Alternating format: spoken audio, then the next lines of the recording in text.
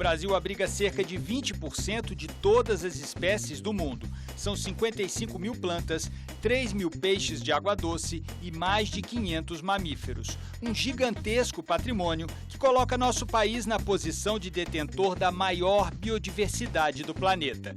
Uma riqueza que, explorada de forma adequada, pode gerar renda para comunidades tradicionais, índios, ribeirinhos e pequenos agricultores que já detêm conhecimentos e acessam de forma artesanal os benefícios da nossa biodiversidade. Por isso, a lei determina como repartir os benefícios do comércio de produtos derivados do patrimônio genético brasileiro. Olá, essa lei de que nós estamos falando é o Marco Legal da Biodiversidade, uma lei extremamente importante para um país como o Brasil, considerado mega biodiverso. Isso porque o Brasil detém um dos maiores índices de biodiversidade do mundo. Eu converso sobre esse assunto, o Marco Legal da Biodiversidade, com a Nurit Ben-Suzan, especialista em biodiversidade do Instituto Socioambiental, e com o Rodrigo Justus, que é presidente da Comissão Nacional de Meio Ambiente da Confederação da Agricultura e Pecuária do Brasil, a CNA.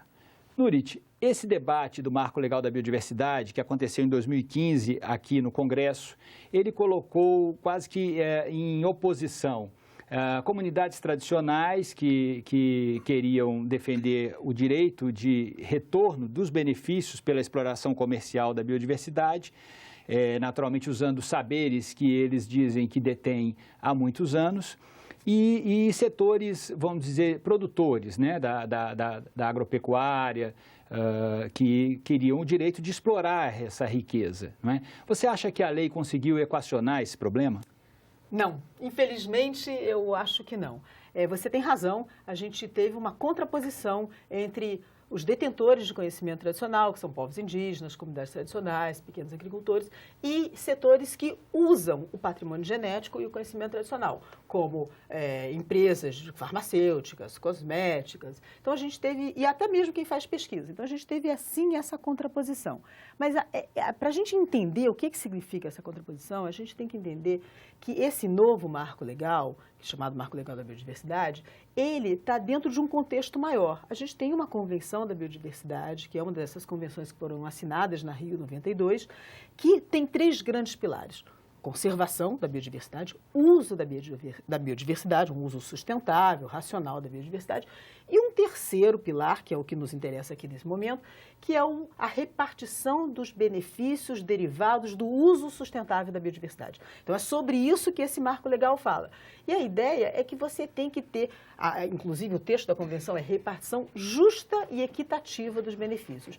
O que a gente vê nesse novo marco legal é que a gente não tem repartição nem justa nem equitativa. E muitos dos instrumentos que a Convenção da Biodiversidade recomenda para que haja essa repartição justa e equitativa, a gente não tem nessa nova lei. Então, o assunto era regulado anteriormente por uma medida provisória que era extremamente protetiva, extremamente burocrática e que impediu o uso e a inovação a partir da nossa biodiversidade. Mas, por outro lado, agora a gente migrou para um polo que eu diria quase que oposto, um sistema que tem tão pouco controle, tão pouca fiscalização, que rastrear o uso do nosso patrimônio genético e do conhecimento tradicional, que aí é mais grave ainda, vai ser muito difícil. Agora, Rodrigo, como que a Confederação Nacional da Agricultura está, digamos, considerando esse tema? Partindo da primeira tentativa de regulamentação, que foi a medida provisória, até a lei que nós temos hoje. Houve uma evolução?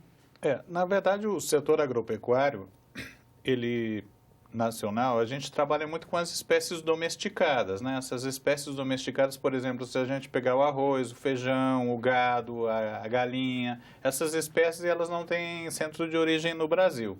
Então, para nós nunca tivemos sérios problemas em relação, nem à própria medida provisória que trouxe para o desenvolvimento científico e tecnológico um conjunto de barreiras, porque, como foi colocado aqui, ela era extremamente protetiva no sentido de que naquela época, no início do ano 2000, o que se visou foi impedir o patenteamento dos recursos genéticos nacionais brasileiros, né? por empresas estrangeiras que estavam fazendo pesquisa e biopirataria. Isso aconteceu muito aqui no Brasil, de retirar de comunidades, né, conhecimentos, né, em relação ao uso de plantas, animais e organismos também, né, micro-organismos. E dessa forma, o que se fez à época foi se buscar uma barreira no sentido de se evitar que o nosso patrimônio genético fosse roubado, vamos dizer assim, né? Um termo mais pesado, né? Não é exatamente o termo, mas é uma forma de explicar isso. Então, as espécies que são de outros países, nós não temos conflito com as comunidades tradicionais e os indígenas e os agricultores familiares em relação a isso, né? Esse conflito se deu muito mais em relação ao desenvolvimento de fármacos, cosméticos, saneantes, a indústria química fina em geral, né? E que havia sempre aquela discussão de se dizer que se isso existe também em muitos países, então não há razão de se fazer essa repartição. Esse marco legal que aí está, ele trouxe mecanismos de facilitar a pesquisa, facilitar o desenvolvimento tecnológico, né? E agora, com o decreto publicado, vai iniciar as atividades do CEGEM, que é o Conselho de Patrimônio Genético, de Gestão do Patrimônio Genético, vai iniciar essas atividades de funcionamento do CEGEM, que vai, na verdade, regulamentar, né, aquilo que ficou restando no sentido de como proceder do acesso à pesquisa e a repartição dos benefícios, que ela é dividida entre o acesso ao patrimônio genético propriamente dito e ao conhecimento tradicional associado. Que o que é esse conhecimento? São aqueles conhecimentos que as comunidades e populações tradicionais já têm do uso de organismos e substâncias, ou seja, que a indústria e o setor de pesquisa não precisa mais tentar descobrir qual é a utilidade disso, porque essa utilidade já é conhecida tradicionalmente no decorrer do tempo. Então, nós nunca tivemos dificuldade nessa discussão, a exemplo do que aconteceu com outros setores.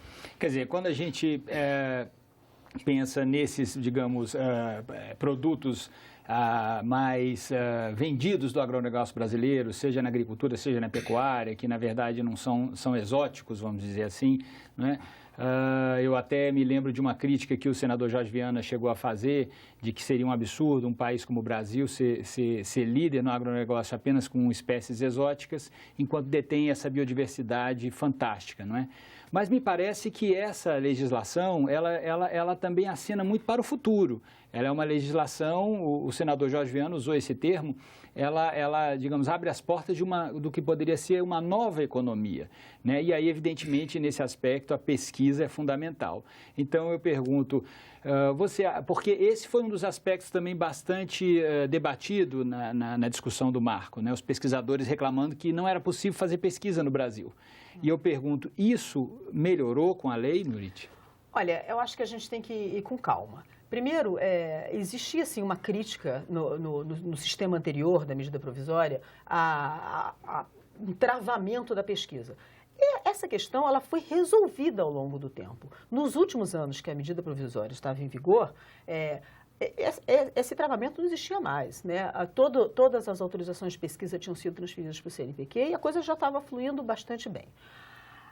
Que essa lei tem uma possibilidade, toda essa questão, a questão do acesso e a inovação a partir da biodiversidade, pode ser muito promissor? Não há nenhuma dúvida. Só que para a gente ter um ambiente que permite essa inovação, a gente precisa ter um mínimo de segurança jurídica.